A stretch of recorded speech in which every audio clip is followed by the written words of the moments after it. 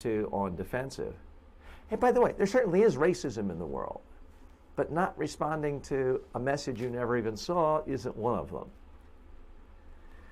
But here's the bigger issue, and I think it affects all of us. It affects me too. So often we go through life, we get some kind of rejection, or we don't get the instant positive response we want. And we instantly assume it's because, well, this person has some big bias against me. It can't just be luck. It can't just be happenstance. It's because there's a huge, huge bias. I well remember almost 40 years ago, some young woman in college I had a crush on, and I saw her with a really big 6'4" athlete. And I think at that point I was intimidated because I'm not 6'4", I'm about 6 feet tall, but I'm not some 6'4" big athlete. And I think at that point I just assumed, oh, well, she only likes the big jock types. And I think I never really spent any time trying to build a stronger friendship or ask her out or anything like that. Because I just had this automatic assumption, this bias, almost putting myself in the victim step. We all do this as humans from time to time. Even my friend on Facebook today calling me a racist for not getting him back. Here's what happened, though. I remember going to a college reunion, I don't know, 5 years or so later, and this same woman who I thought was just unapproachable, out of my league because she only dated guys 6'4", she had a husband who was about 5'8", 4 inches shorter than I am. So obviously, it was just all in my head. We all have these biases in our brain where we tell ourselves, this person doesn't like me, or I can't do this, or I'm not suited for this profession, or I'm not a public speaker, or I don't have a face for TV, or I can't be on video because, and it turns out it's all nonsense. Let this be a learning moment. I first saw that and was sort of insulted, and then I stepped back and reflected and said, you know, I've been just as guilty from time to time. So we all have to step back and question our assumptions sometimes, especially if they are negative assumptions that have somehow convinced us that we can't do something or that no one will ever want to help us. It simply might not be true. Happy to see so many comments over the weekend on social media, so many different platforms. I wanted to share a few more with you. This one is from Sumit. He is one of my students in the Complete Personal Development course. And writing, and I won't mention any last names, we try to protect anonymity here. But Sumit writes, I'm sort of stuck in mediocrity. I'm losing steam and zeal to do something new. TJ, I'm in my middle ages and look as if I've lost all steam to do anything enthusiastically. There's somehow a feeling that nothing is going to work. I start on something, do it for 2 or 3 days, and then discontinue it. For example, I'm obese. I want to do daily walking and exercise. I start with enthusiasm, but after 2 or 3 days, I sleep late in the night, wake up later, and just don't get to the walking. Thus, it gets discontinued.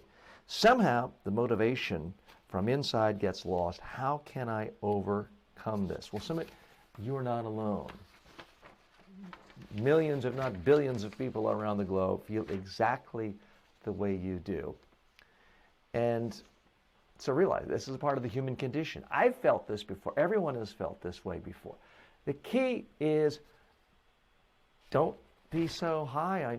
Don't have such high standards at the beginning. If you're doing something for 2 or 3 days and then going to nothing, typically that means you've started too high. If you are overweight and you're used to doing no exercise, if all of a sudden you try to go for a 2-hour jog or 2 hours of walking, it's going to seem like too much.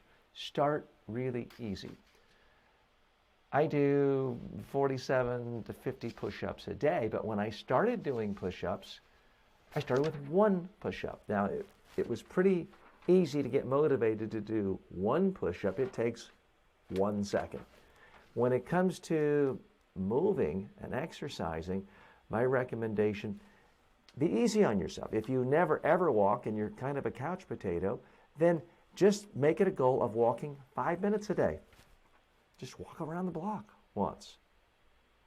Walk, if you live in a city, instead of walking to the grocery store or a deli across the street, walk just 1 block away. It gets you moving. And because it's such a small goal, it doesn't require a lot of motivation. That third day, you're only walking a few steps, so what's the big deal? What's the big deal? That's the phrase I want you to use. When you're trying something new, make it so small that you either overtly or inside subconsciously think about, what's the big deal? It's no big deal. Because you've heard me say this before, if you're a regular viewer, I'm lazy myself. I don't like to exercise. That's why I break up my day with all sorts of mini exercises. I don't get in the car and drive a half an hour to a gym and spend 2 hours with a personal trainer 3, 4, 5, 7 days a week. No. I do little bits of exercise throughout the day. I get up, I do 20 jumping jacks. It takes 20 seconds. Doesn't require a lot of motivation. I'm waiting for my coffee to finish going through the brewer, and I'll do stretching exercises for 20 seconds. I need to just stretch up, stand up, stretch, take a break from reading in the morning or doing some writing. I'll just quickly do 7 pull-ups. I break things up during the day. I'm getting lazy in the afternoon and I want an excuse to get up out of my chair, out of my computer. I will go run on my treadmill, but only for 60 seconds. It works because it's so easy, it's so lazy.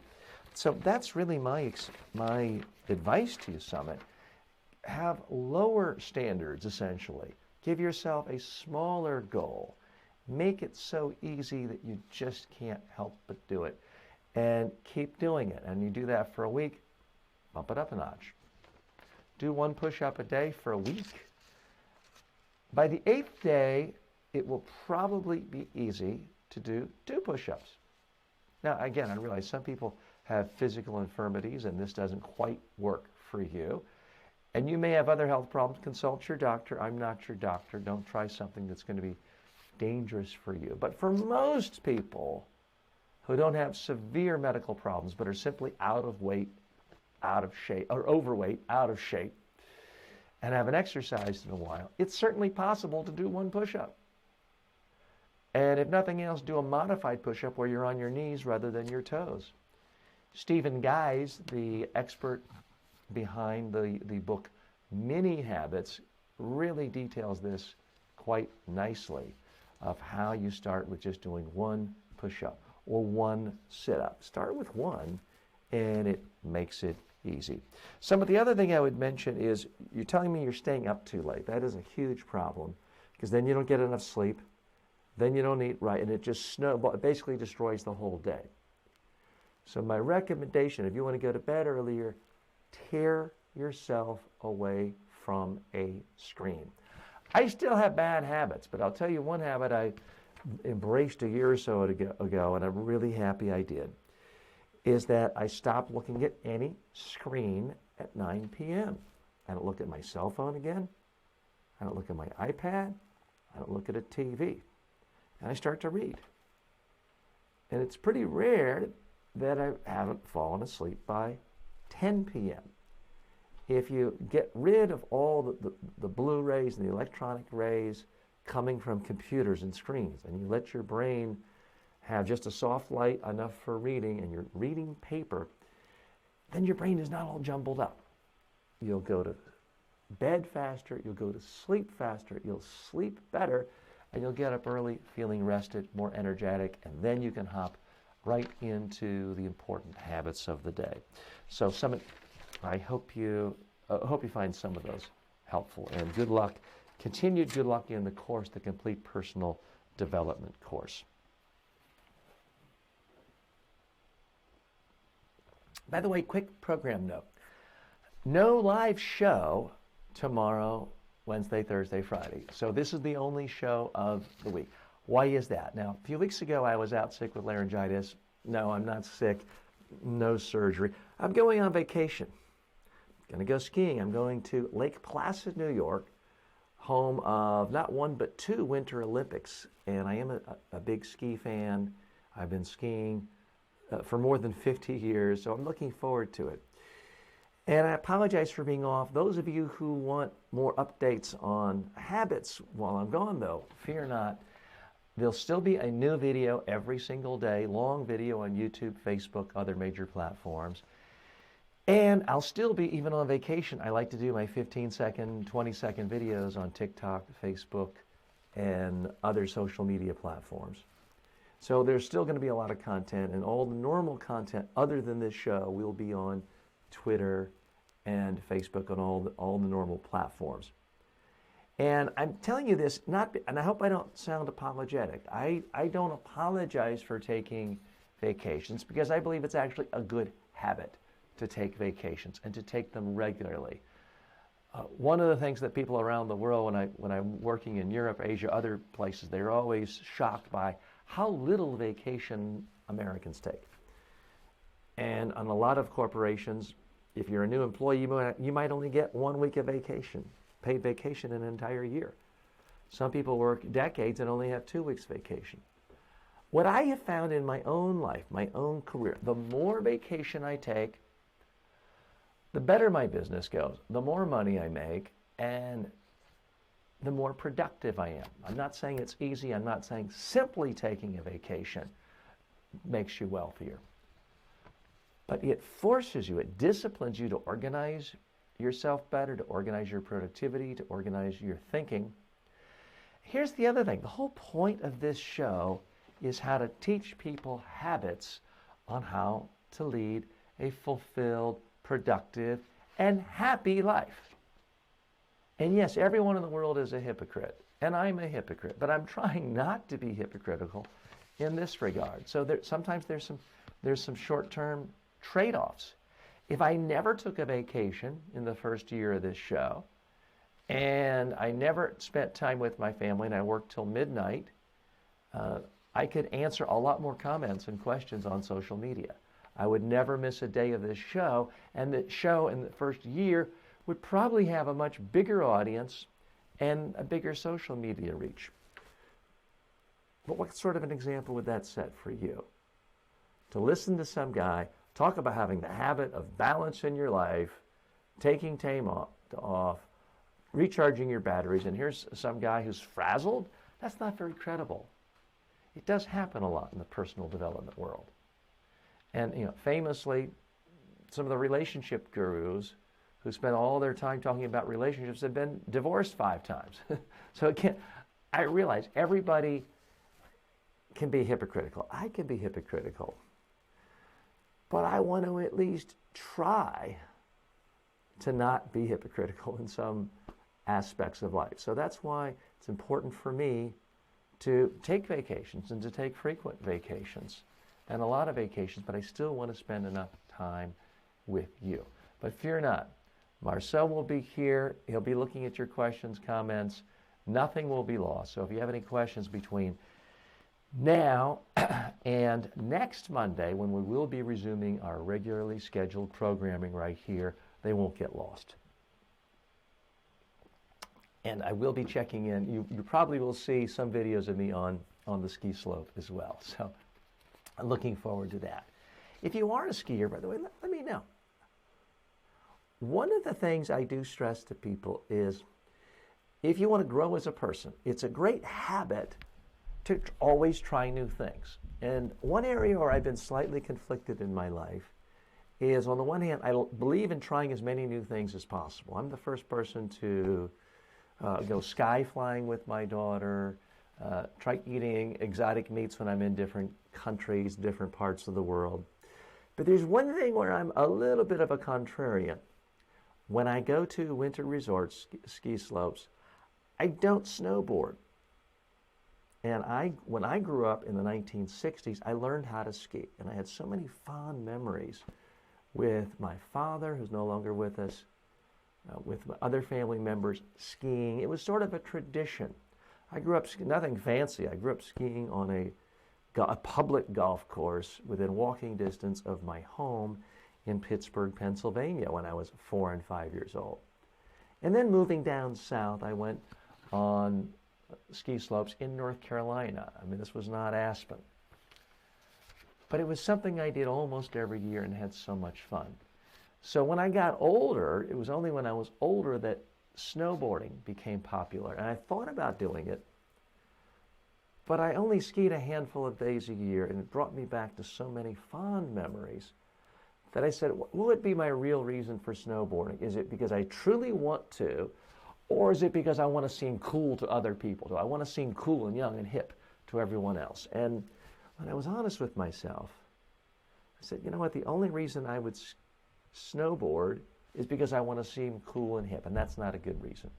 So I have stuck to skiing. The other reason, frankly, is I've had too many friends, first time out snowboarding, they fall down, break their wrists, break their thumbs, and it just seems a lot harder to do than skiing, especially if you've been skiing your whole life. So maybe that's just an excuse. Maybe I'm fooling myself. Maybe there's some inner fear. So what do you think? Should I try snowboarding this time? The other thing is, it seems like snowboarders are on the ground having to sit down a great deal, constantly buckling and unbuckling snowboards, which does not appeal to me. With skiing, you put your skis on in the morning, and they stay on until you get out for a lunch break or some other break. So that's my take. If you are a skier, if you are a snowboarder, let me know. Post which one you prefer, and if you've done both. Let me know if you think I should try snowboarding, or if it's okay for me to just stick with what I like. Okay, let's hop right into topic A. Topic A today, the mindfulness approach to habit building. Eckhart Tolle made the whole concept of mindfulness extremely mainstream in America. Oprah Winfrey has endorsed him and gushed over him and had him on her show many, many times. His seminal work, The Power of Now, got so many people in America and around the world to really try to enjoy the present moment. Now, Tolle is a fascinating character. He had, by his own estimates, something like a breakdown where he just sat on a bench for a year and a half in his native country in Europe, reflecting, thinking. And he came up with his, in some ways, radical philosophy. In some ways, it's building on Eastern philosophies, which is that the only time we really have is now. The past is gone. You can never go back to it. The future is always going to be the future. You can't live in the future. The only time we can actually live is right now. And that's sort of the point behind mindfulness, which is this idea that you need to stop, enjoy what's happening right now. Think about what's happening now. Reflect on what's happening now. And it can be as simple as being aware of the breath going in through your nose and out of your mouth, and trying not to think about 50,000 other things, emails, texts coming up, the to-do list next week. About simply enjoying the present moment.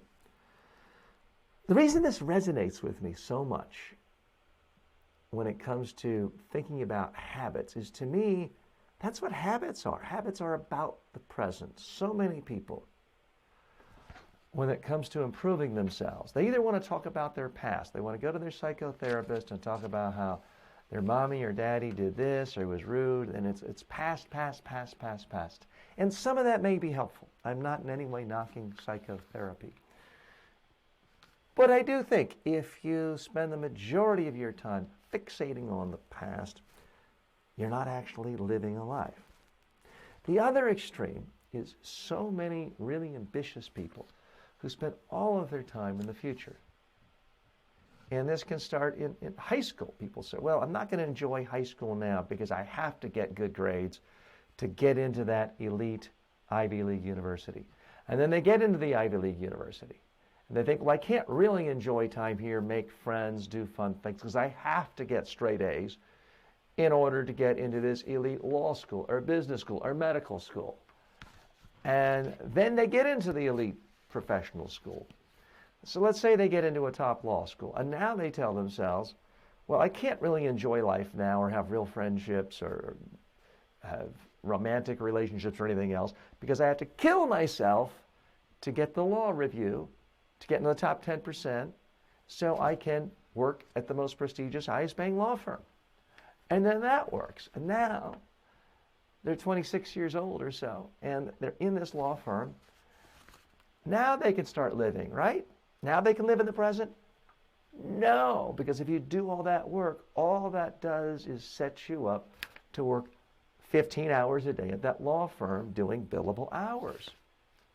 So then you think, well, if I just pay my dues and just kill myself for the next 7, 10 years, then I'll make partner. Then everything will be great. And then finally, age 35, sometimes 40, you become partner. Where did life go? Your entire life was spent in the future. Now, you may have had to cultivate certain good habits to do that. The habits of hard work and the habits of focus. I'm not denigrating those at all. But if you spend your whole life working for the future, you have no present. You've destroyed so many aspects of what makes for fulfilling life. You haven't created joy. You haven't really experienced leisure. You don't have the maximum benefit of relationships with friends, family, romance. And that is the big problem. If you don't take a more mindfulness-based approach to life. Of course, I want you to think about the future. But the majority of your time, I believe, every day should be spent on your daily habits. So if you want to be a best-selling New York Times author, don't spend all your time visualizing your name in lights and your name on that page that says you're the bestseller of the week. Certainly do it once. But then on a daily basis, you've got to focus on writing, or as I like to do, dictating. People use the term writing. What I mean is I dictate. So first thing every morning, rather than tell myself, I'm going to be a New York Times best-selling author, I'm going to be rich and famous, no. I focus on writing 500 to 1,000 words first thing in the morning. Not just dictation. It's a habit. I'm in the moment. I'm thinking about what are the most important ideas I have. And I like doing it then because there's no email to mess with. I don't look at it then. There's no calls. It's often, like this morning it was 5:30 a.m. And I can just think and I can be in the moment. That's why I like this idea of, even if you're turned off by mindfulness, even if it sounds like a bunch of frou-frou, crazy, touchy-feely, crystal-gazing hippies sitting around humming, and that's a turnoff for you, strip all that away. And there's still something there about focusing on the here and now. As Tolle mentions, as Zen Buddhist mentions, another, we can't really change the past. We can't ever really change the future completely because the future hasn't happened. But we have 100% control over now, the actions you take now. What's another word for actions you take now? Habits. That's why I like mindfulness. That's why I believe it is so important for you to take a mindfulness-based approach to your habits. Don't get so caught up in, well, 16 months from now, I'm going to have 300,000 views to every video I do. Focus on, did I make the best video I could possibly make today? That's what you need to do. That's what I did this morning, 8:30 in the morning. I made a simple video to share with all of you. And I forgot what it's about already because I make them every single day. But I made it and then I shared it with 10 different social media platforms. That's a habit. That's a habit you can do. That's a habit anyone can. We can't all be social media stars and have 10 billion viewers. I don't have that. But every one of us can share one idea 7 days a week, 15, 20 seconds a day, with thousands of people if you just take 15 or 20 seconds to make one video and then post it on a dozen or so social media sites for free. The power of mindfulness will keep you focused on what matters most, your daily habits. And that's topic A for today. By the way, Marceau, my colleague, is with us today as always. He's coming to us today from makeshift studio in Pennsylvania. Marceau, what was our time on that? I'm asking Marceau occasional production questions because we do chop up pieces of this live show for other prepared, packaged, produced videos that are distributed on other platforms. Marceau, were you keeping the running time on that segment? Yeah, that was about a solid 10 minutes. Okay, I need the 9-minute. Marceau sends me little notes that I have on one of my computer that tells me how long I'm going, if I'm going too long, if I need to wrap it up. Just be sure for the topics, Marceau, to let me know when I'm about at the 9-minute mark. Let's check in with some of our friends on social media. I see a lot of people here today on TikTok joining us. As always good to see my TikTok friends on Instagram, Facebook. We've increasingly seen a lot of people from around the world joining us on the YouTube community as well. Let's check in on TikTok. Gavin Yee says, hello, yes, try it, that's great. And I'm on vacation right now. Well, Gavin, good. And I appreciate you spending a little time with me today on your vacation. I hope you're finding some enjoyable things to do in addition to this, which I hope is enjoyable as well. HGI Michelle has joined us on Instagram and user 784 on TikTok as well. HMDF has joined us from Instagram. Masad is on Instagram. Petter is saying there's no audio coming out. Is anyone else? Yeah, that was in the very, very beginning, but I fixed it. Okay, great. And I see a couple of minutes without speaking, okay? So apologies for our technical errors. We try to make things better and better every day. We are just now in about our 6th week or this is the beginning of the 7th week of regular production of this show. So we didn't wait till we were perfect and had every kink worked out. That's not what successful people do. Successful people sometimes take a leap and you learn as you go and you try to get it better. If you wait until something's perfect, nothing would ever happen. So apologies for no audio. But let's use this as a learning moment. There is this well-known myth out there that 93% of communication is nonverbal. It's not the words, it's your body language. Well, obviously that is complete nonsense, because if that were true, I would be just as good. I would be 93% as good if there were no audio here. And it would just be a waste of time to watch this show without any audio, because it's not that interesting of what's going on. Let's check in with a few of our friends on Facebook today. We also have friends joining us on Periscope, on Mix, on Twitch. We are broadcasting to you today from about 20 different platforms. And that's one thing that's unique about this show is, because I know some of you don't like Facebook, and some of you don't like Google, and some of you don't like a Chinese-owned TikTok. That's the beauty of what we're doing here. You don't have to be on any one platform. We're not forcing you to come to us where we tell you this is the platform you have to be on to accept it. We come to you, whichever platform you prefer. And I think that's the best policy. Let's check in with our friends on Facebook. Roger writes, question, I just purchased your storytelling course. Well, thanks for buying it. I'm trying to develop the habit of telling stories in many of my speeches. In one of the lessons, you talk about using dialogue.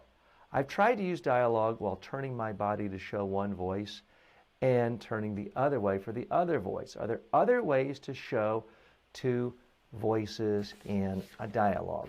So quite often, Roger, when I get a question like this, I'll be in an in-person workshop. And I remember just a month or so ago, I was in Europe, and one of my clients, Sean, says, TJ, how do I really tell a story? I'm good at it if I'm sitting around with a friend over a beer, but if it's a big formal presentation, it feels awkward. And so I looked at him. I said, Sean, all you have to do is treat the speech like you are talking to one friend in a one-on-one conversation. That's what see what I did right there? I used dialogue. Part of it I changed my body. Part of it I paused. Part of it I changed the tone. Part of it I changed the speech. It's the contrast. That's what makes it interesting. You don't have to really mimic someone's voice, but just slightly changing your voice when you're telling a story makes it so much more powerful. Here's the thing about stories. As long as your story has some relevance to the audience, and they don't think you're just going on and on being self-indulgent, it's going to work. Even an average story beats a great speech that's just a bunch of bullet points and text. The number one thing I hear from audiences around the world when I ask them, what do you remember from the best speaker you've seen today or this week or this month or this year? They remember the stories. They don't remember the fact that you were smooth. They don't remember the fact that you were professional. They don't remember the fact that your hands didn't fidget. That's not what audiences remember. They remember your stories if they're interesting and you give enough details for people to see it. So that's the real power of story, Roger. And I hope you're enjoying that course. Sai writes in, how to develop content on interview skills, which is one niche, interview skills. How to develop day-to-day content only on interview skills. Should I search on Google or other platforms for gaining interview skills? Could you please answer my question? Well, Sai, I'm always happy to answer your questions. For one thing, and by the way, Sai is one of our great regulars and a friend of the show and collaborates with us from time to time. He's an excellent trainer in his own right, based in South India, very young man, always happy to see people excited about the field of personal development and training. I think you've got to do all those things, Sai. If you have an overwhelming passion for training people on how to improve their interview skills, very different from when I was a kid or was even your age. I could go to the library and check out a handful of books, but now you could literally type in interview skills. You know what, rather than being theoretical about it, let me just type it in right now. I'm in front of a browser. So let's just look at, if you were Sai and you wanted to become an expert on interview skills, teaching people interview skills, what would you do? So I'm going to go to Google and type in interview skills. Maybe there'll be 3 or 4 resources. What do you know? According to this, there are 110 million web pages related to interview skills. So, Sai, you could literally spend every second of the day, 24 hours a day, 7 days a week for hundreds of years and not read everything. That's too wide of a swath. I'll tell you what I do with habits is I look at everything that is new in the last 24 hours. So what I like to do is hit the news button, and then I'll hit the tool that says past 24 hours. And for you, I would probably also do blogs. Read what every other top blogger says. And if I could add just one pointer, I would say everything that's like content right now is not really like brand new or like some new radical idea. It's an improvement on what's already out there. So interviews and interview skills is already such a deep niche, like a specific narrow niche. You got to do as many things as you can that are outside of the norm with that. So maybe it would be like your posture when you're sitting in a chair, how you respond to questions. Maybe it could be questions that you ask the interviewer, like things that maybe nobody's ever thought of, or just presenting in a certain type of way in a way that people have never seen before. is the best way to go about it, in my opinion. That's just my 2 cents. Marcel, you are absolutely 100% correct. This is not a brand new field. People have been going on job interviews for a long time. Now, there's always some new little twist. There may be some new topic you don't want to talk about because of the political realities at the moment. There may be some way of using technology. Certainly in my own course on how to do job skill interviews, I recommend that people rehearse using their cell phone. Most people have never heard of that before.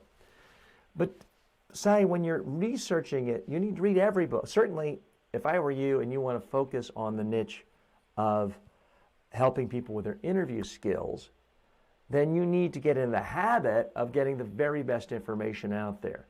You don't need to read every book ever written on that topic, but you certainly need to read all the bestsellers. And again, rather than let this be abstract and theoretical, let me just show it. I'm glad Sai asked this because this is something that is a very easy thing to do. It's simple, and yet most people never do it.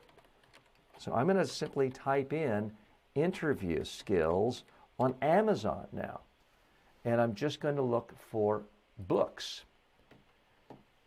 And what have I found? It certainly looks as though there are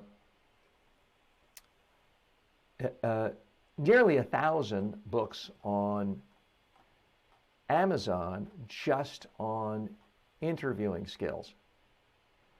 I'm not suggesting you read all 1,000, but I would certainly buy the top 10. Now here's the other way I think you can easily become an expert on almost any subject quickly. And I'm not shilling for Amazon. I get no money. I'm not an affiliate of Amazon. Maybe I will be at some point. But Amazon has this thing called Kindle Unlimited, where for roughly $10 a month, you can get up to 10 books at a time on any subject. So if you read quickly, you could read 10 books on interview skills, delete those, get another 10. You could read 100 books in a month for only $10. That's what, 10 cents a book? Because there are, on Amazon Kindle, by my quick count, it looks like there are at least 200 books, digital books, available on Amazon Unlimited. So again, if you read 200 of them a month, that's 10 cents a copy. I think that should fit almost any budget. Also realize you don't want to plagiarize anyone, but realize there's so few new ideas out there. Look at other people's courses and then put your own examples, reflections, use your own words for it, and come up with your own spin.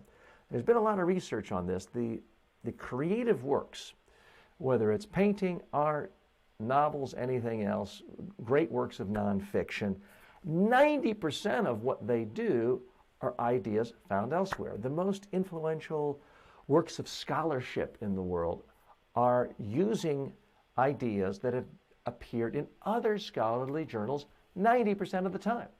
So the original idea, everyone likes to think they're so completely original. The original ideas that have the biggest impact in life, whether it's scholarship papers or anything else, it's only 10% of the content. Everything else is building on existing knowledge. So Sai, I know that you're in my online interview skills course, which I believe is about 25 hours. Redo it in your own terms. I'm not going to sue you for copyright violation because you're not violating my copyright. You're not stealing my video. You can't copyright an idea. You can copyright certain terminology used in certain business situations, but ideas, once they're out there, as long as you're not taking verbatim quotes and calling them your own. So a really easy challenge I have for you is take my 25-hour course, redo in your own words, your own examples, with your own face, what you think is the most important hour. Then specialize. Do things like how to ace your next job interview for a software job or for a high-tech job or for working for an international company if you're here in India. The more you can specialize, the more you weed out competition, and when someone meets that specialty, they will be interested. It's a good fit. So good luck, Sai, there. Marcel, do we have another? I felt like I missed one of the comments on Instagram or one of the other platforms. We have a lot that were written in, but I didn't want to shortchange our live audience. Our live audience here, those of you, our live community, you're most important. You made your time to spend time here today. I appreciate it. And I do like to give anyone who shows up live top priority. We're on YouTube, and let's see. Siraj says, I like the idea of making goals small and insignificant. This surely helps in resistance I have. Yeah, when it's so small, it seems like it's no big deal. It does make it so much easier to do. You know, never having sugar after eating sugar in every coffee and every soft drink and every meal can be too big of a jump. But if you're used to having a Coke in the morning, a Coke at lunch, a Coke in the afternoon, and a Coke with dinner, maybe if you just did that morning Coke and had water instead of that, that's easy. You're still getting Coke the rest of the time. Now, I don't recommend you ever drink Coca or anything with sugar in it, but we all do occasionally. But you're right. Make it easy and simple. It's much less intimidating. But here's the thing. It's insignificant in the sense that it's not requiring a lot of motivation, or there's no pain, but it's highly significant to your brain and your body when you set the precedent of taking a healthy action, of starting a habit that's positive and sending you down the right path, whether it's for your health or any other goal. So I'm glad you like the whole idea of simple, easy tasks to build your habits. Let's hop in with some more questions written in from students. This one is from Cameron, who's in my Complete Personal Development course. And it's a question regarding business dinners. Maybe this request looks strange. Cameron, don't worry. I don't judge you on any questions or comments that seem strange. Certain things I do that are strange to other people. Any question is fair game. It would be useful to have some videos to tell and teach students what is the correct way to go to business dinners or lunches. Which side of the table to sit on? Should they start eating after all their managers start, or does it matter? In short, what is correct table manners in business? So I do address some of this in body language courses of mine. I don't do it in the personal development because you've got to draw boundaries somewhere. But in a nutshell, when it comes to a business dinner, the main thing for people to remember is to focus on, it's business dinner, but what's more important of the two words is business, not dinner. So by that, I mean, just because you're going out in some big companies picking up the tab, perhaps, it's not an excuse to say, oh, great, free dinner, and order every kind of appetizer and every drink and every dessert. In that case, I would follow the lead of the person who's invited you. If it's your dinner and you're inviting someone out, certainly you want to make them feel as comfortable as possible. The biggest rule of thumb is you need to be gracious. You need to be able to have a good conversation. You need to look at the person you're meeting with. And you don't want to offend them. And you also don't want to make a mess. They're not necessarily judging you on your table manners unless you have bad table manners. The assumption is they're perfectly fine. If you don't know whether it's appropriate to use what fork or spoon, it's a little bit different in different countries. In certain parts of India, it's normal and polite to eat with your fingers for rice and other things. Other parts of the world, it's not. In the United States, it's considered odd to use your fork to put food in your mouth from your left hand, typically. You keep the fork in your left hand, use a knife in your right hand, cut, and then you switch the fork from your left to your right hand. Don't ask me why, but that is the standard. Europe, it's different. So you need to know the specific culture in your country regarding the plates and the silverware and whether to use silverware. But the far bigger picture is you need to seem like you're enjoying having a conversation with someone.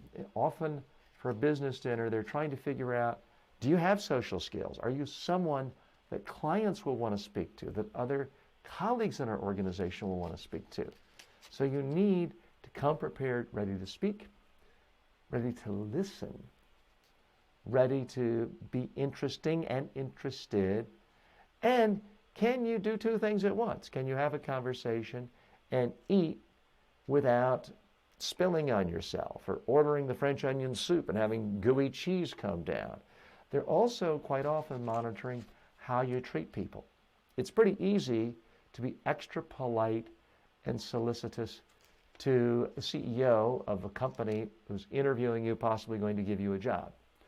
But if the busboy or the waitress comes by and you're rude or surly to them, it can send a horrible message to the person you're meeting with at the dinner. They're going to think, okay, if that's how they treat people who are not beholden to them in some way, and that's how they're going to treat everyone in our office, and it's going to rub everyone the wrong way. That's how they'll treat all the administrative staff, and that's going to cause morale problems. So you have to be aware of that at all times. So Cameron, I'll think about where to possibly add videos on that subject, but it is a big subject. And you know what? You know who I bet could help you? Cy. Cy, there's a perfect example of a niche for you that I had not met. Now, I do address this in job interviews over dinner, but this is a little bit different than just a business dinner in general. So, Cy, always be on the lookout for when you hear someone ask a question in any forum. That may be context or content for a book. It may be content for a video, and it certainly could be content for a blog post. The main thing, Cy, is you need to be reading every day, watching videos every day on your skills, your niche of job interviews, but you need to be creating every day. You need to be creating your own videos, your own quote cards, your own text, your own podcast, if not all of them, at least some of them every single day. Other questions coming in. This one warmed my heart. This one is from Larry Cosgrove just a few hours ago, and he was commenting on one of my videos posted on YouTube. He says, "Thank you for your great ideas. I'm 94 years old and having trouble sleeping. I'll try some of your suggestion. I'll work on my habits a bit more." To me, this is truly inspirational. Common perception is that people 94 years old, or for that matter, 84 or 74, are so set in their ways, can't improve, aren't open to new things, aren't interested in listening to a young whippersnapper 40 years younger. And yet here is Larry, who's taking time to educate himself, watching personal development videos on YouTube, responding, experimenting, trying new techniques. Now, I don't know Larry, but something tells me that this very attitude of him trying to learn, trying to improve, trying to experiment is one reason why he's 94 years old and still kicking and still learning and still writing with perfect grammar and perfect spelling. So, Larry, thanks so much, and I hope you have a great night's sleep every single night starting tonight. I'm TJ Walker. I want to thank you for spending a little time with us today. On Monday, we are live. It is February 17th, 2020. As I mentioned to you, quick program note, we'll be here all the second hour today as usual, but starting tomorrow, I'm going to be on vacation. I will be shushing down the slopes in Lake Placid, former home of the Winter Olympics, for the rest of the week, having a good time, and we'll be taking time off. But the channel will still be here. There'll be new videos put up every day, whether you're watching on YouTube, Facebook, Instagram, or any place else. So we will, in fact, be here. Here's a question from Matt's, the Food Insider, one of our regulars. We've heard from him before. He says, TJ, I'm studying your course on public speaking and presentation skills on Udemy. I have a question. Could you please explain how we can make public speaking without a script? What are the methods to train our minds to speak smoothly like you without time delay or the uhs? Well, first of all, Matt, thank you very much. But here's the thing. You already know how to speak smoothly without uhs and ums. You already know how to speak exactly like I do. Now, you might not be doing it every day in front of thousands on live streaming video. You might not be doing it on YouTube videos. You might not be doing it in front of a speech in front of 1,000 people. But if you've ever had a conversation with one friend, you already know everything you need to know. You're just talking. The hard part for most people is once they tell themselves, oh, I'm giving a big formal speech, that's when we change things. We try to show off a whole bunch of new skills, memorization, or reading a teleprompter, and it never ends well. It makes you stilted, phony. It makes things sound contrived. So, Matt, my biggest piece of advice is figure out, first of all, what do you want your audience to do after they've heard your speech? Then narrow it down to 5 big ideas, 5 messages for the audience to motivate them to do what you want. Then come up with a story for each one of your messages to make it come alive. Then and only then you need a piece of paper and have a simple outline. And then practice on video until you like it.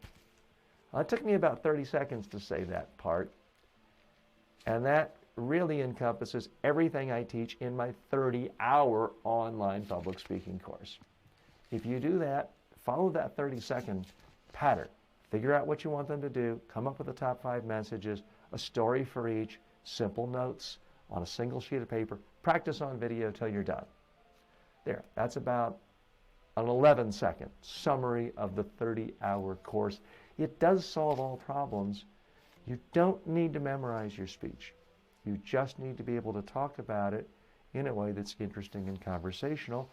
Follow the outline. Now, I don't bullet point out everything I'm going to say in our 2-hour get-together every day right here on this show. And I do glance from notes from time to time. But I don't stay up. I wasn't up at midnight last night memorizing and reading and rereading and underlining. I went to bed at 9:15 last night. Had a long, fun, full day, a lot of exercise, great tennis, which, by the way, I won all 3 sets of my tennis match yesterday. I was so happy about. A lot of walking, some outdoor fresh air, movies with my family, and went to bed at 9 o'clock at night. I wasn't up memorizing because I knew you didn't care if I memorized it. What's important here is I can have a conversation with you about important ideas that are helpful to you. If I want to glance down occasionally, it probably doesn't bother you too much. You might not be impressed by how thick or not thick the top of my head is, but you probably don't really care either. So I'm not going to worry about it. I doubt you will either. So, Matt, that's it in a nutshell of what you're going to learn in that course. We are coming up on the top of the hour and looking forward to seeing all of you at 3 minutes past the hour, 3 minutes past 2 o'clock Eastern Time. We have a lot of big topics coming up, more mail, more questions, more comments from you, plus your live comments coming in from every single platform. I'm TJ Walker. This is the Habit Influencer being broadcast to you live across 20 platforms all across the globe. Thanks so much. See you back in a few minutes.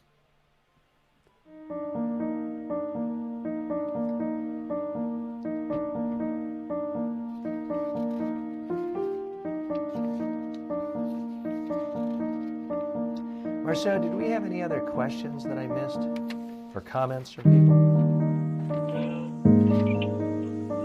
People checking in. Now that's still an old comment from Peter saying no audio. So how do we do? Do we not do our check today, or how does that happen? I mean, again, I realize. Right here, right here, right. There's a bunch of these audio levels. And so one is your mic, and then another one is your mic, and there's a bunch of doubles.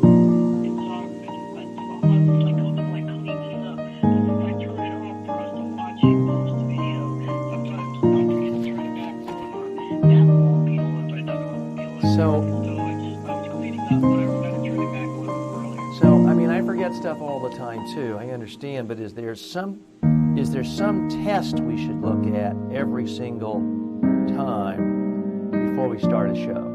So, Well, I usually have the audio on. I have it on my computer so that I can listen to it for the show. That's why I was telling you listen to the show I am headed to Lake Placid all week for a ski vacation. But I'll be checking my email. Thanks. Hang on one second. I just have to say. Okay. I appreciate that, period. I'm heading out tomorrow morning for a ski vacation at Lake Placid for the rest of the week, but I will be checking my emails and messages if you or anyone can get back to me, period. Thanks, exclamation point. Sorry, go ahead. Let me get my next segment. Right here, live feeds are growing popularity.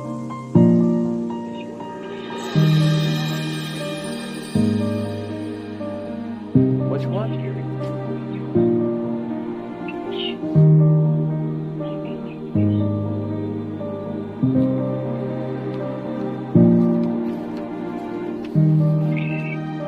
Yeah, this person called me basically a racist. It's not a great way of getting a response. Yeah, those people get really aggressive.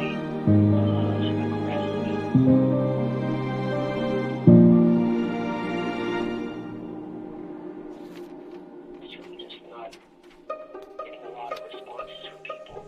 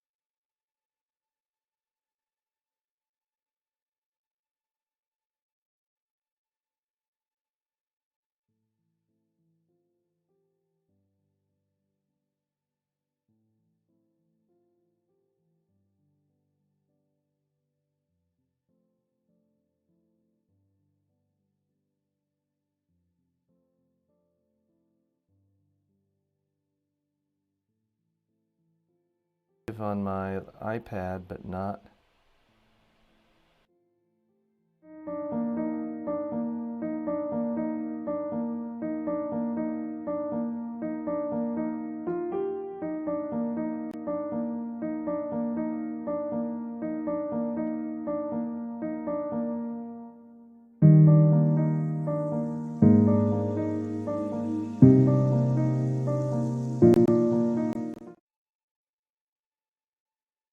To the Habit Influencer, I'm your host, TJ Walker. We are live. It is Monday afternoon here in the New York area, February 17th, 2020, taking your questions, your calls, your videos with comments, questions, thoughts about anything related to habits, how to build the best habits to lead a more fulfilling life. In the news, this is courtesy of Steamboat Pilot. This is a media outlet out west. And they covered information about the Outdoor Foundation's annual participation report. This was just published. And some of the news here was frankly depressing and shocking. Here's what the Outdoor Foundation found, is that half of Americans did not go outside to recreate, to play, to do something enjoyable in all of 2018. 2018 was the most available, that's when the data is most available, nothing more recent. But that just strikes me as bizarre. I understand not wanting to go run 10 miles a day outside or play tennis every single day, but not even once in a whole year? I have to say that was shocking to me. Overall, it says people went on 1 billion fewer outdoor outings compared to 2008. Now, this was being reported in Steamboat Springs, this publication. So it's a huge outdoor area, skiing and biking, hiking in Colorado. But the other truly amazing statistic to me was that only 18% of Americans go out even once a week outdoors to enjoy. Now, I did a commentary on this over the weekend on TikTok and other platforms in my short videos. And what struck me as interesting is sort of how three trends dovetail together to make something meaningful. On the one hand, in the United States and across a lot of democracies and capitalist societies around the world, you see income inequality. You see more and more income going to, whether you want to say the top 1%, the top 10%, more at the bottom, more of a carving out of the middle class. So you've got more and more wealth going to the elites. Next trend that's interesting is not just in the United States, but all over, skyrocketing obesity rates. And then this final trend of fewer and fewer people going outside. I put those three together and say, this is crazy. Here's one solution that helps a little bit with all of those things. Go outside and play. Go for a walk. Go to a park. Have a picnic. Because if you're not a part of the wealthy elite, guess what? It's free to go outside. And I understand if you're in certain neighborhoods in Syria, or you're in the middle of Delhi and the air quality is too low, I understand. It doesn't work for everyone. But for the vast majority... Marcel, I'm getting audio feedback here. Yeah, if you can hit mute there. Sorry, minor technical feedback. So if you are someone who is not rich and you can't go jetting across the world for fancy vacations, okay, but you could go outside and play. You could go to a park. You could go play checkers in park. Go play bocce ball. Do something outdoors, because then you're not receiving the negative impact of the income inequality. And I don't mean to suggest that that's the only solution. I'm not here offering public policy. But that's just one little habit to make you feel a little better if you're not someone getting richer. Next thing, if obesity is a problem, and let's face it, it is, if not for you personally, probably for someone in your family, probably someone you love. Getting outside, walking, playing a sport, doing more activity is going to help. And then third, it solves that other problem. Basically, no one's going outside anymore. I won't just say young people. I'll say people of every age. So often, people's idea of free time is being inside, hunched over, staring at cell phones and iPads. And it can be a beautiful sunny day. No one's going outside. It is a tremendous shame because it's making us obese. It's making us put more money in the wealthy hands of Mark Zuckerberg and Jeff Bezos and the CEOs and founders of Google, because we're giving them our eyeballs and our attention. Why do we want to do it? I know in my own home, when we have parties here for family and friends, and there's teenagers and all sorts, it can be a beautiful sunny day. No one wants to go play tennis or swim. People are inside, hunched over their cell phones. Beautiful sunny day at a party. So what I do is I come down to my studio and I pull the plug on the internet. And then they can't access it because where I live is not easily accessed for regular cell phone coverage, for internet access. That's one solution. Another solution starts with you. You can decide that you want to spend some time outdoors, if not every day, at least every week. I realize sometimes in the winter it's just too cold, or if it's too rainy. But you know what? There's this thing called a jacket. There's a thing called an umbrella. You can still go for a walk. Maybe you don't spend 4 hours frolicking in the park on a cold, wintry, rainy day. But you could still go for a 5 or 10 minute walk if it's not raining that hard. I try to spend at least an hour a day, every day, rain or shine, going out for a walk without a cell phone. So I am kind of an odd way they use the word recreate. I'm not used to that as a verb. But I'm trying to get some recreation outdoors 7 days a week. Nothing bad has happened to me, and I'm feeling pretty good. I would recommend you get some fresh air. Do some walking, playing, whether you want to do something vigorous like play soccer or lacrosse or tennis, or just go outside and sit and write in your journal and meditate. Do something to get outside. It is a powerful, positive habit in your life to get outside. So many of the most famous writers, thinkers, creators came up with their best ideas walking outside. Whether it's Steve Jobs, whether it's Thoreau, whether it's you. Get outside and walk. You might not want to think of any brilliant idea. You may want to just go out with family, friends, play, and just have fun. I guarantee you, you will not be on your deathbed saying, I sure do regret playing softball outdoors on a nice sunny day when I could have been watching TV or could have been watching YouTube and Facebook videos on my cell phone. That will not be what you are saying on your deathbed. I'm TJ Walker. Thanks for joining me today. We have so much coming up this hour. A lot of fun, a lot of emails from you, comments, questions from others, a few more deep dive segments. We'll say hello to some of our friends checking in on Facebook. Dwayne writes in, says, I was about getting out of the house to exercise. Well, good for you, Dwayne. Try to wait till the top of the hour because we don't want to miss you here. But yes, I'm glad you're getting out of the house. And you know what? Just because it's a rainy day or a cold day, I don't think should give you an excuse not to exercise. Exercise in the house. I do every day. Push-ups, sit-ups, weights. You don't have to have a home gym. You can exercise in a studio apartment. I've done that before. Just doing stretching exercises, just a few dumbbells is so much better than doing nothing. But Dwayne, what kind of exercise, if you don't mind sharing, we'd love to hear from you. What is your preferred exercise when you do go outside?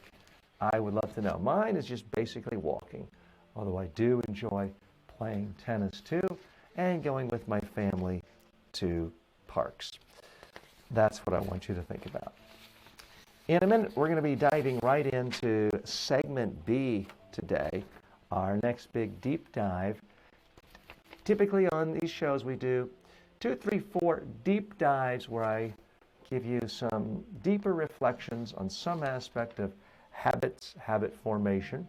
And then we open the emails, the chat rooms, the calls open for everyone. But there are occasionally times where about 8 to 9 minutes I'm not responding to you. It's not because I don't see you or don't care for you, but we're just going a little bit deeper into a particular subject. Marcel, do we have anyone else? Oh, I see a topic here. Kicking says, what do you think about cryptocurrency? Well, I'm a big believer in the concept that blockchain is a transformational technology. There's no doubt about that. But I am not a fan of cryptocurrency. Now, there's always been different currencies. And yes, there are some people who have traditionally placed wagers on whether how the pound will do in relation to the dollar and how the yen will. So people have at some levels always invested in currency. What I am profoundly disturbed by is the Bitcoins, the Ethereums, all the others, that has attracted this gold rush mentality of people who are coming into this not understanding blockchain, not understanding the real value, and just telling themselves, here's my chance to get something for nothing. I'm not working any harder than anyone. I'm not inventing anything. It's just a way for me to cash in on some easy, basically a lottery ticket. I think that's a big, big problem. When I look at truly successful people, fulfilled people, happy people, it's not the lottery winners, at least the traditional scratch-off sort of way. It is people who use their brains, use their minds, use their capabilities to create something of value that solves a real problem for people, or that amuses or entertains or enlightens people in some profound way. Facebook, you may love it, you may hate it, but it does solve a problem for people of how can I communicate with friends in different cities? How can I share pictures of family with other family all over the country, the world, without having to go to the drugstore and print out 89 copies and get a bunch of postage and mailing it? So Facebook really does solve a problem. It may create others, but it does solve a specific problem. Google really does solve a highly specific problem. How can I find what I really want if I type in a certain word or phrase on the internet and I don't want to have to look through 10 billion pages? Google really does solve a problem. Uber really does solve a problem. How do I get from point A to point B? I don't want to drive, and I don't want to stand in the rain for 3 hours waiting in line for a taxi. So Uber, all sorts of problems you could discuss about Uber and how they treat their employees and the future of workforces and subcon, all legitimate issues. But at its core, Uber solves a real problem. I will ask you the question that I've asked every individual I've ever had a conversation with about Bitcoin and about cryptocurrency. What fundamental problem is cryptocurrency solving? I've never yet had a good answer. Now, I understand one of the answers is anonymity. But who wants anonymity? Criminals and drug dealers. I don't know many businesses that become huge, big, successful businesses where their primary marketplace is people who are criminals. There are some businesses that deal with that, but they tend to be small, narrow, niche businesses, and investors rarely make money off of them. So that is my question with crypto. And forgive me, I know people get very heated on this subject, and people who are for cryptocurrency and invest in cryptocurrency have a religious fervor, and criticizing cryptocurrency to someone who has a lot of money invested is like criticizing someone else's god or religion or their children. They will hate you for it. And believe me, the last thing I want to do is turn this show into some platform about cryptocurrency. But I do think from a purely personal development standpoint, from a habit standpoint, the time you spend trying to invest and make money on cryptocurrency is so much better spent learning a real skill or helping build a real product that solves a real problem. And I understand you could have invested at $50 and a month later it's $1,000, and you could have made $10,000 or $100,000 like that overnight. I understand that. And at that point, everyone thinks they're a genius when they invest in something and it goes up. But the one thing we have seen for years now with all the cryptocurrencies is wildly fluctuating. As many problems as the US dollar might have, it does not wildly fluctuate in value the way cryptocurrency does. And I always am intrigued by the circular logic people use. They say, well, why should you believe in the US dollar? It's not backed by gold. It's not backed by anything. It's just your faith. Okay, but why are you going to believe in cryptocurrency. It's not backed in gold. It's not backed in anything. It's essentially, it's your faith too. If you can have faith in one place, then why are you discounting faith in the other? So that's my brief take on cryptocurrency. If it's a small part of your portfolio and you're not mortgaging your family's future, so be it. And you may make an extra few $1,000s. You may lose a few. But the idea that that should be the bedrock of someone's financial foundation, I think is troublesome. And I think it is troublesome for a society and a culture where so many people are spending their time not trying to learn new skills, not trying to better themselves, but essentially trying to win a lottery ticket. That is my take on cryptocurrency. I don't mind you asking, but I'm going to try not to talk about this subject for another couple of months because I find it typically just angers people and upsets them, especially if they invested, made a little money, and now think they are geniuses and that everyone should get involved. We've got more calls coming in, and I say calls, comments.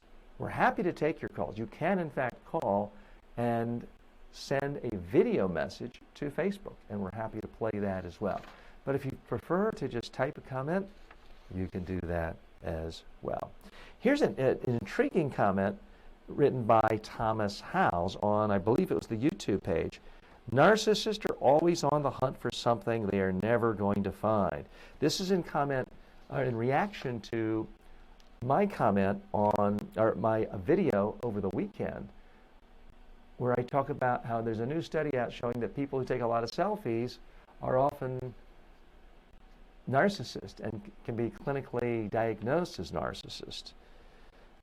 They pretend to be someone else to ensnare the victim with deception, lies, pretending to feel one way when they feel complete opposite.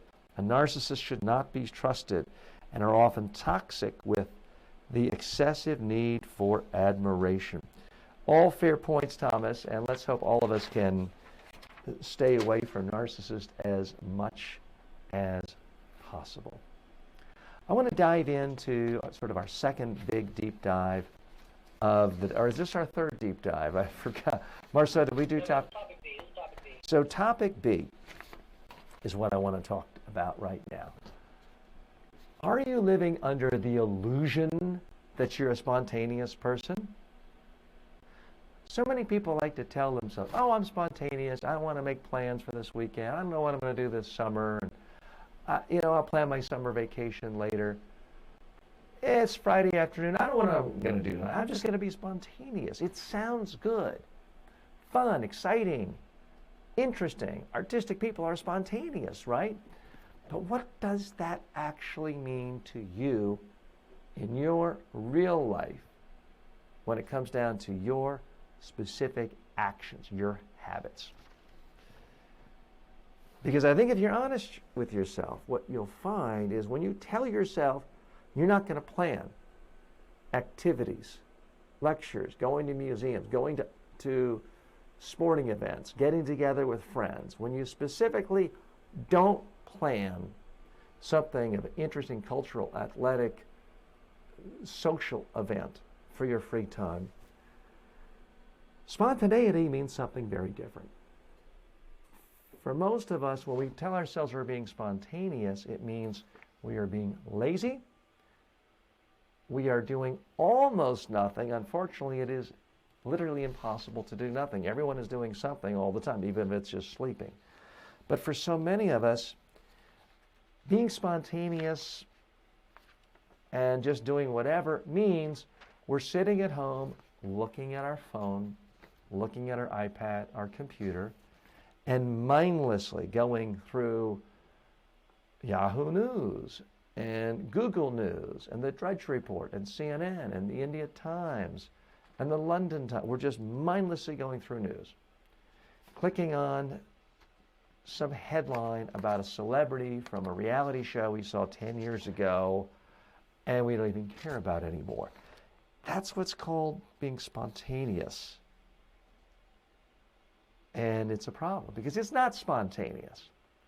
What's really happening is They're overlords. They are our puppet masters. They are grabbing us by the strings, and they're getting us to sort of jump around and do what we want. When you have a so-called day to do nothing and just sit around and be spontaneous, that's when Mark Zuckerberg and Jeff Bezos and Reed Hastings of Netflix and Sergey Brin at Google, all of them get together, and they are our puppet masters, and they get us to jump around and look from this page to this page to this page, and this click to this click to this click.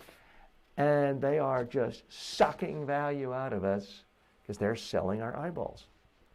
They're selling our attention to major corporations. Now, look, I like looking at internet news, but I limit it to no more than 30 minutes per day. I like social media, but I try to limit it to less than 30 minutes a day, unless you're counting things like this, the live broadcast. But you've got to monitor it, because the easy default way of relaxing is to tell yourself you're just going to be spontaneous. And I can tell you it's very hard, unless you're incredibly young and incredibly good looking, to just spontaneously have a great social life. It takes planning. It takes thinking, what am I going to do in 2 days? It takes texting, emailing, even calling friends, saying, let's get together and do this. Let's have a meal together. Let's go to a lecture. Let's go to a museum together. Let's go to a movie together, if we have to. And that can't be done spontaneously most of the time. It needs to be planned on your terms. And that's why I think it's critical to get rid of this whole self-identity. Oh, I'm so spontaneous.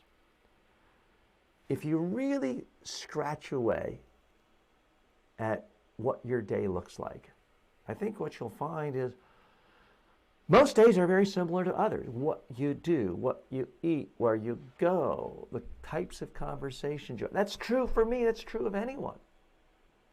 So the question is not whether I'm going to be spontaneous today or not. The question is, am I going to do the things? Am I going to take the actions? Am I going to have the habits that help give me a better life, that help make me more fulfilled? Spontaneous, unfortunately, means to a lot of people, I'm going to plan on going to bed at 11, but, let me just check out this one show. It'll finish at 11:05, but, it's Netflix, and I'm kind of half asleep, and you know what? That show ended, but then the next one went, and they automatically go, and the default is for the next one, and before you know it, it's 1 a.m. And I got to get up at 6:30 to go to a job, you might be thinking. Was that spontaneous, or is that just allowing yourself to be pulled around the nose or manipulated like some mouse in a laboratory? It's not spontaneous. It's giving power to other people, other institutions, and other entities, and giving up your self of identity, your sense of self-identity. It's a big problem, because now that you stayed up till 1, you're going to be so tired the next day, you can't think clearly. When you're tired, you're also less likely to plan your social life for 2 days or next weekend. You're less likely to plan to go exercise or go for a bike ride or go to the gym. And when you're tired, you know what else it's really easy to do? Sit at home and veg out in front of the TV or a computer screen. And the whole cycle repeats itself. The whole spontaneous cycle repeats itself. So I'm challenging you. Can you truly, truly be spontaneous? One of the best ways of doing that is carving up specific time in advance and saying, this is going to be fun time where I'm not going to be looking at a screen, and I'm not going to be doing work, and I'm not going to be doing the dishes and drudgery, and I'm going to have time to do whatever I think is fun. If your idea of fun is painting, then get the paintbrushes ready. Eliminate all the distractions. Get the canvas ready and start painting.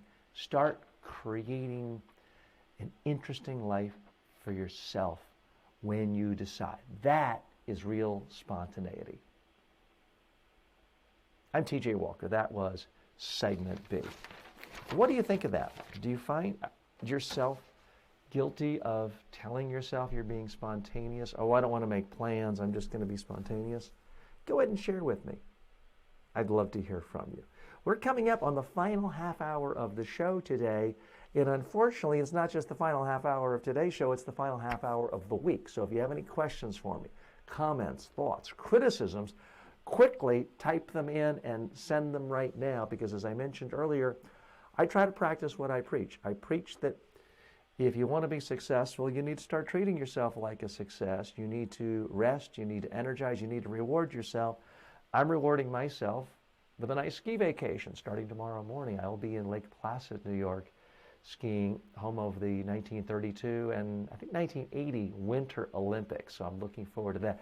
But I won't be with you for the rest of the week. So we are going to take more comments. We're going to do that in just 1 minute. We're going to take a brief 1-minute break or 30-second break, and we'll be right back.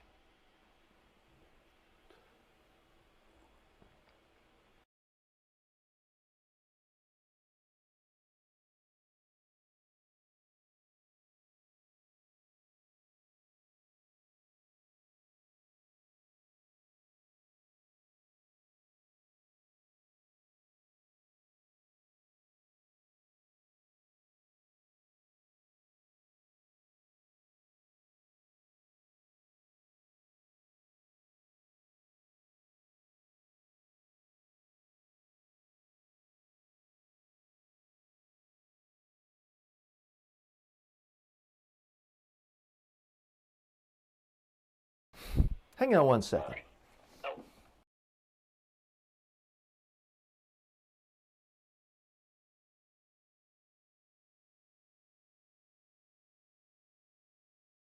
right.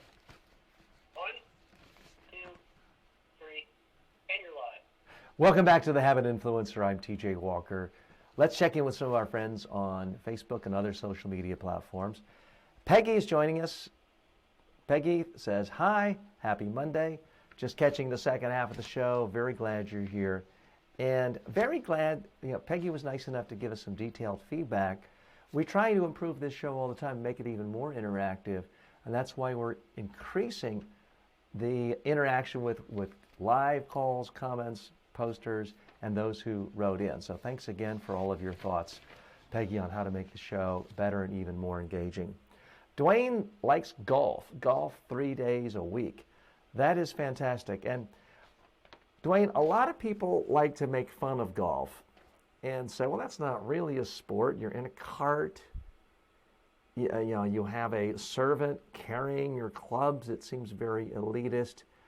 I got to tell you, one of the best times I've had in the last 2 months was playing golf on New Year's Day, and I beat my brother-in-law in a sudden death playoff by 1 stroke in Charlotte, North Carolina. Now, I hadn't played golf in about 4 or 5 years, and it was only a par 3 course, but it was a lot of fun. Here's the thing about golf. You're outside, number one. You're getting some fresh air. You are getting a little sunshine. It's also, for most people, unless you're a real bore, a chance to get away from these. I think still in most situations, it's considered boorish activity to be ignoring your partners, ignoring your own strokes, and be, checking your email every 2 seconds on the golf course. Also, if you're carrying your own clubs, whether a cart, it's kind of awkward, and looking for your ball, it's kind of awkward to be pulling out a cell phone. So for many people, golf is a great digital detox. It's certainly something where you don't need to have technology on you to have a good time. It's absolutely unessential. Is it the best aerobic workout in the world? No. But is it 1,000 times better than sitting home and watching TV or video? It absolutely is much better than that. And when you factor in the social component, there is something about being on a golf course that fosters good communication. You're You're out there, you're out in the wilderness, you're with typically one person or three other people, and it's just easier to have deeper conversations sometimes. So Dwayne, if you enjoy it, that's fantastic. And of course, the old adage is true. The best exercise in the world is one that you enjoy so that you'll actually do it. If you enjoy it, by all means do it. So thanks for sharing that. Let's check in with some of our other friends on Instagram and TikTok. Shad has joined us. 21 Movie has joined us. Kicking says thank you in response to some of our earlier comments. Pretty Girl Court, and this is her actual name. I'm not commenting on anyone's looks, but the person's name on TikTok is Pretty Girl Courtney, is saying hello and saying wow. I'm not sure if that's in relation to an earlier discussion. Marceau, can you scroll up? It looks like we're not seeing all of the comments on that, unless I've missed something. Sam has joined us. No, it's just weird. MD Khan. Okay, great. And I do appreciate that. Let me take a moment to talk about what I believe are best habits when it comes to communicating with people online. If you're sending an email, state everything they need to know in the subject. That way they don't have to spend a lot of time wading through a long email. Get to the point, but say something interesting. I get emails every day from people on Facebook where it just says, hi, how are you? I don't know them. Hi, how are you? It's not enough. You've got to engage people. If you're giving a speech, you have to engage people. If you're communicating with people at all, you've got to engage. You can't just call somebody you don't know and say, hi, how are you? It would seem odd.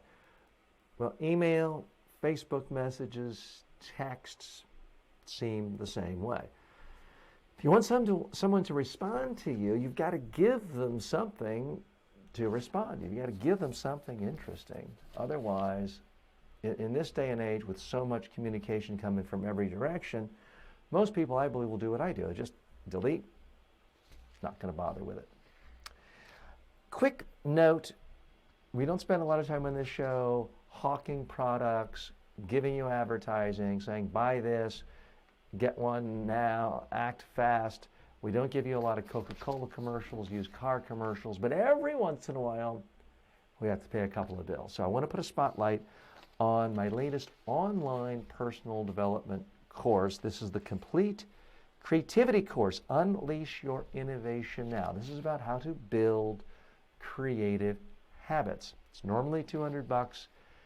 It's yours for about $10 if you click the link in the show description that you see. So if you're on Facebook, YouTube, or most other platforms, you can see in the show notes today a link to this course. This is on the platform of Udemy, and you can get access to that course right away. Let's check in with some of our other friends who have added comments over the weekend on the various social media posts. This is from Sahar. Sahar is commenting on my post. It was a simple question of the day. What is your worst habit? Sahar writes, it's difficult for me to give a call back and answer questions on my social media quickly.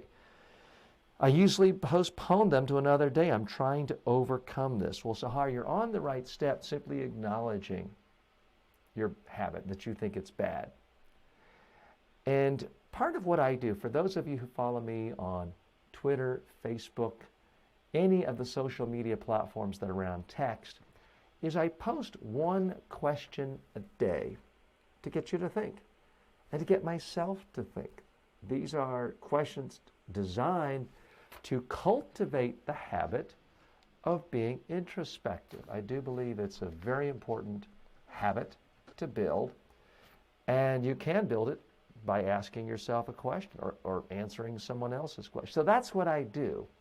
So those of you on Instagram, Pinterest, LinkedIn, you may have seen these pictures. If you're interested, if you're only following us from YouTube or Twitter or Twitch or Mixer, you haven't seen these, please go to my Facebook page. Just type in facebook.com, my name, TJ Walker, plus Habit Influencer, and hit like. And that way it'll be easy for you to find that page. Or like me on Twitter, it's just at TJ Walker. So Sahar, thanks for sharing that. We had a number of other people sharing this week too.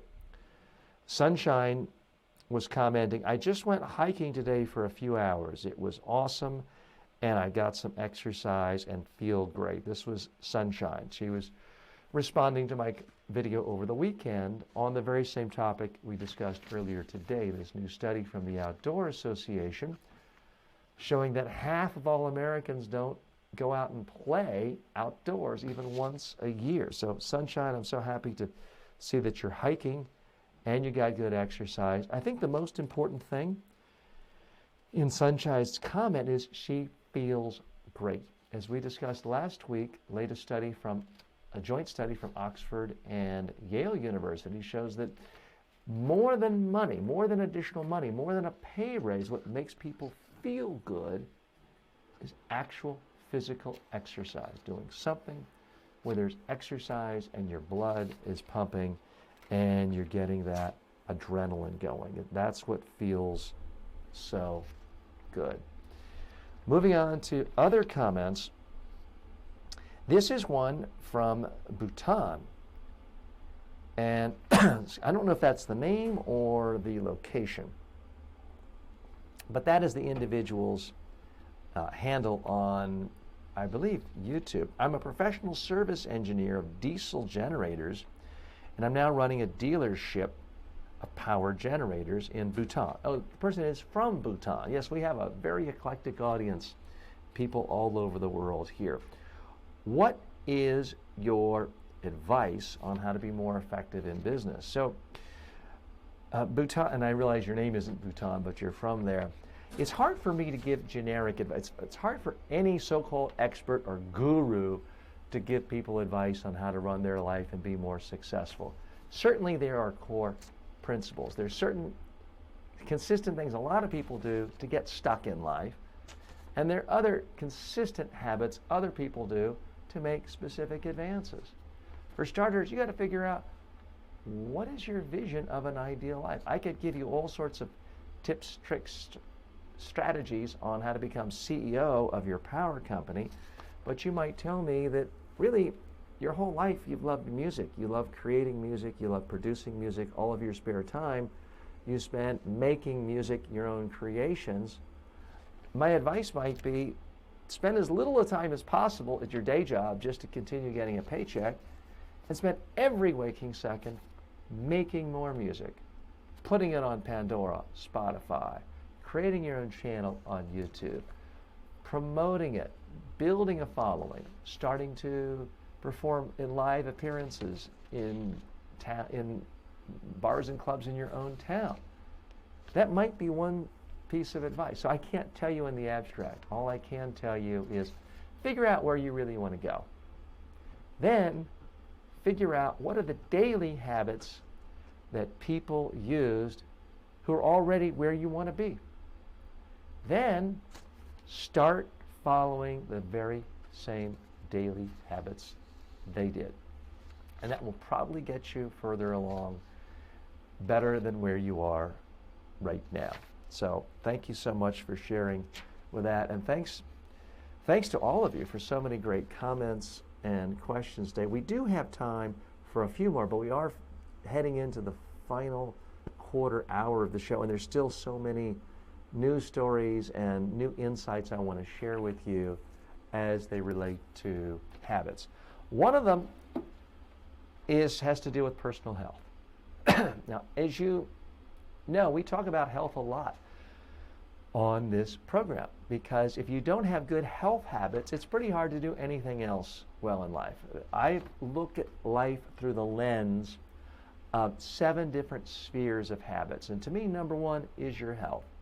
If you're not well rested, if you didn't sleep well, if you're not eating properly, if you don't physically feel good, it's pretty hard to be productive, creative, have good relationships, make money, have your finances straight. So that's why health does take up a fair amount of time. Traditionally, I have been very skeptical of anything that seems extreme, because yes, you can tell somebody, go on the M&M diet, eat 1 bag of M&Ms a day and you'll lose 30 pounds in a month. That's true. The problem is you can't sustain that because you will go crazy if you eat one bag of M&Ms a day and that's all you eat. True, you would lose a massive amount of weight because one bag of M&Ms is going to be so few calories than what you're used to eating. But that's why I'm traditionally not in favor of extremes, because they're not sustainable. The big test for me with any diet, with any health plan, is it sustainable? That's why I'm not a big fan of fasting. That's why I'm not a big fan of paleo and Atkins, because no one 2 years into a diet is going to go to a nice fancy pizza restaurant with family and friends for a big celebration and not be able to eat one slice of pizza and it's not your cheat day. So that's my whole problem with so many extremes. Traditionally, I've been against fasting because I know I've never fasted a day in my life until just the other day. I'd never skipped a meal in my life. But here's what I have noticed from so many different reputable sources, from James Clear, the author of Atomic Habits, to as recently as a Jane Brody column in today's New York Times, more and more people are talking about intermittent fasting. Now that sounds like a mouthful. It sounds highly complicated. It really just means you are eating all of the food you need in a smaller amount of time each day. So for most people, what it means is they're skipping one meal of the day, their breakfast or dinner, and they're eating 2 meals within about an 8-hour period of time, so that for 16 hours of the day, their body isn't eating anything. And the theory is after about 12 hours, your body will start consuming your fat, and you will, in fact, lose weight and get closer to your body, your ideal body weight. I want to share with you some comments. This is from Jane Brody, who's a well-known, respected personal health reporter, columnist, and editor for the New York Times.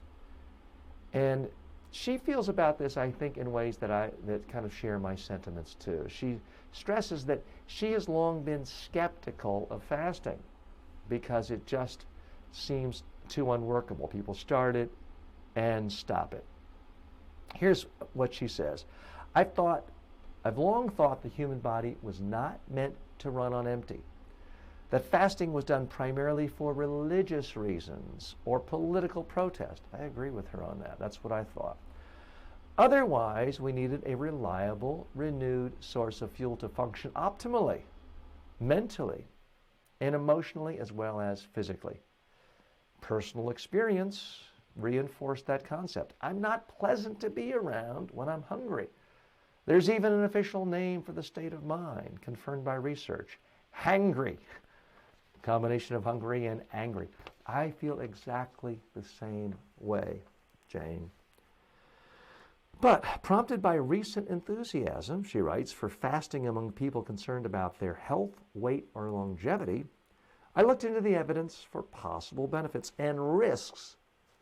There's always risk of what researchers call intermittent fasting. Popular regimens range from ingesting few, if any, calories all day, every day, or several times a week, to fasting for 16 hours or more per day. And she goes to give a case study of a man she knows in his early 50s. He had lost 12 pounds in about 2 months using a so-called 7-11 diet.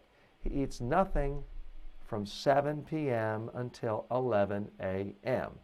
Now that may sound extreme, but really what it just means is you're not eating breakfast. Here's where it gets confusing, because we've been told for so long by so many experts, breakfast is the most important meal of the day, and people who skip breakfast gain more weight, and people who eat breakfast have better metabolism. So it is very confusing. If you find this confusing, you're not alone. Here's what she found. She says, I was skeptical, but it turns out there is something to be said for practicing a rather prolonged diurnal fast, preferably one lasting at least 16 hours.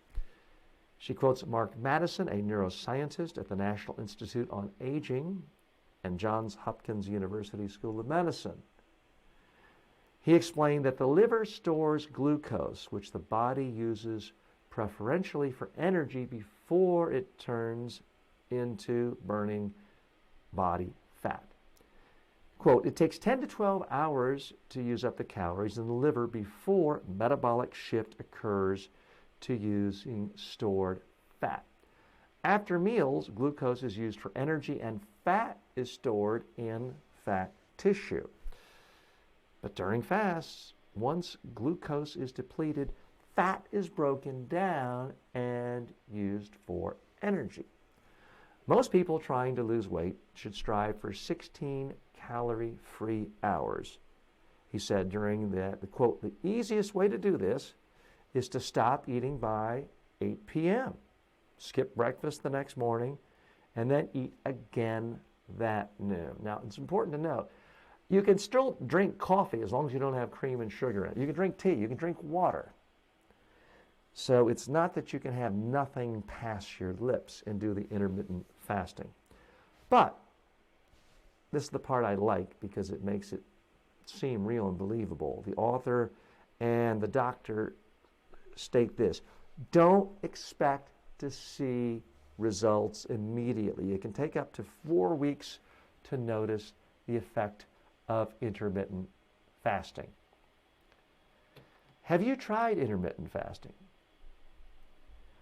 They've looked at there have been studies done on other animals showing that it does seem to help a lot. There's a theory that animals, in order to survive, and prehistoric human beings needed the mechanism of surviving for a long time without food, because you might be a hunter, gatherer, have some big kill, have a big feast, and then might not have any food for 2 days.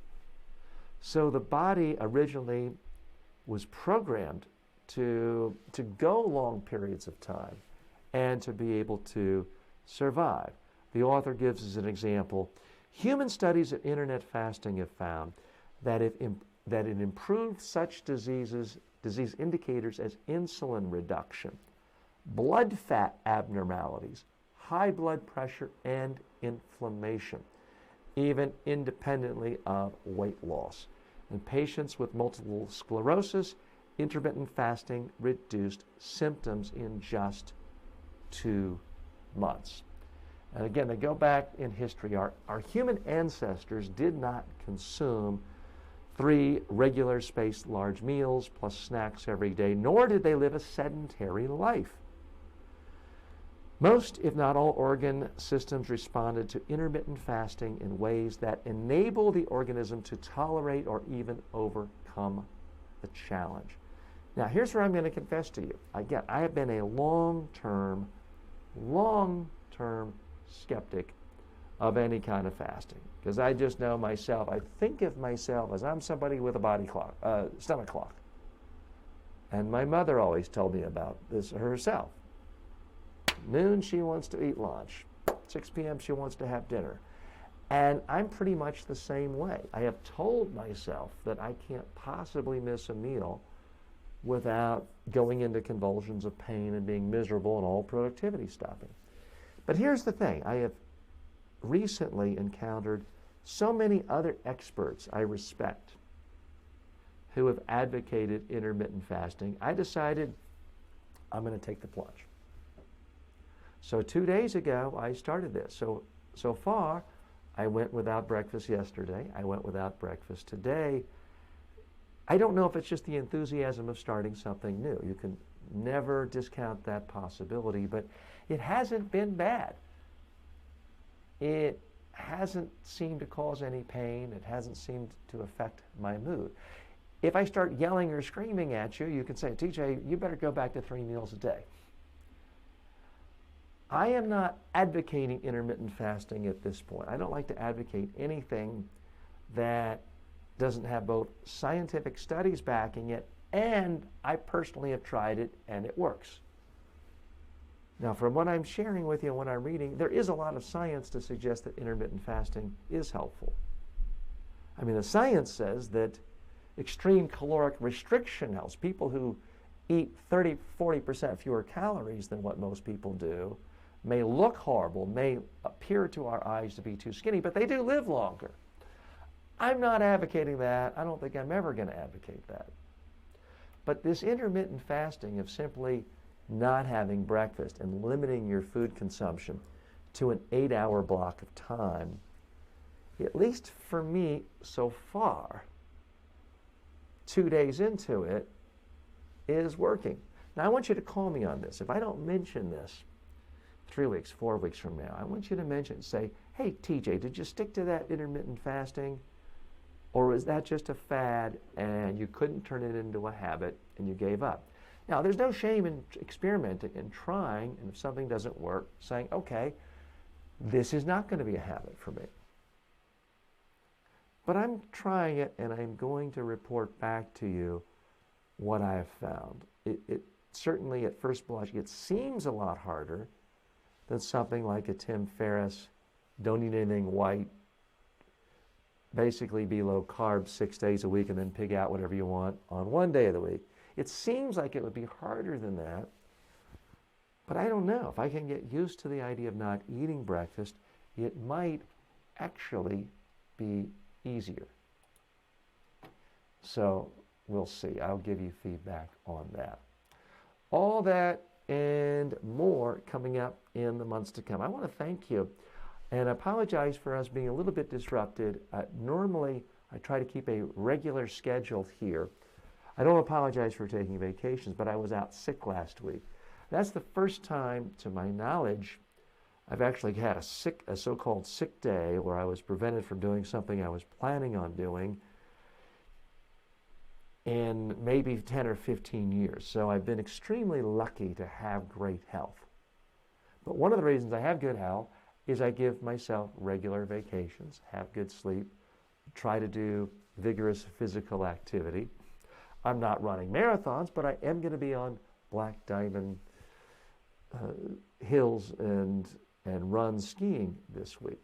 So I hope to report back to you on how that goes. So we are now in our 7th week of this program, regular programming, beginning the first week of January. It's been a lot of fun.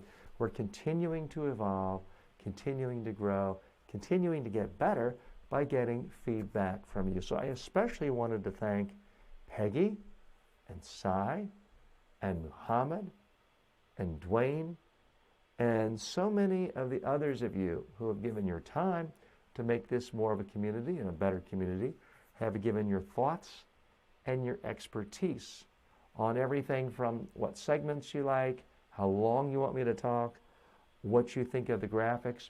One of you wrote in over the weekend about the graphic here that you don't like it because it looks like I have a double chin.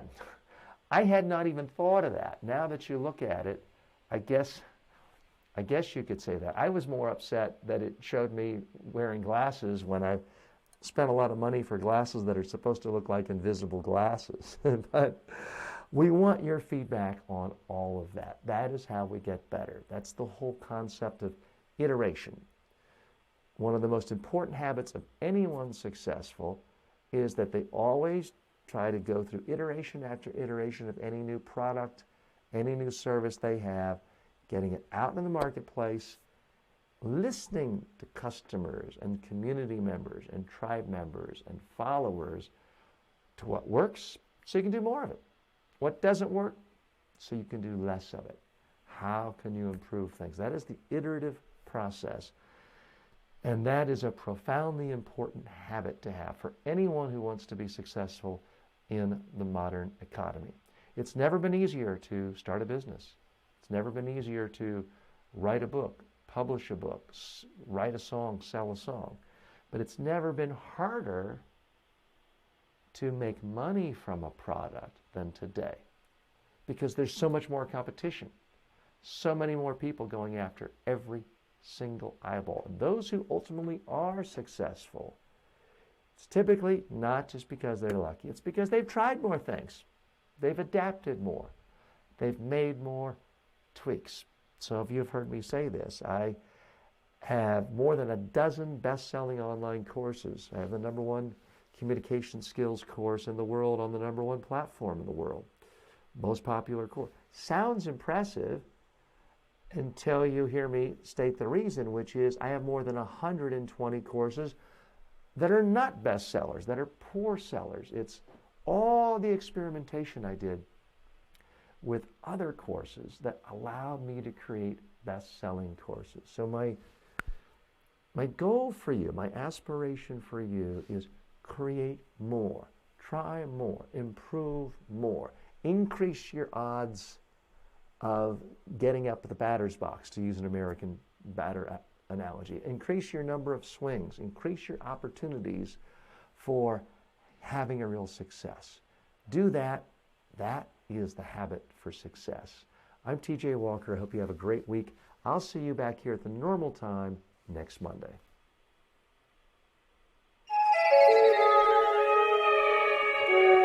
Okay,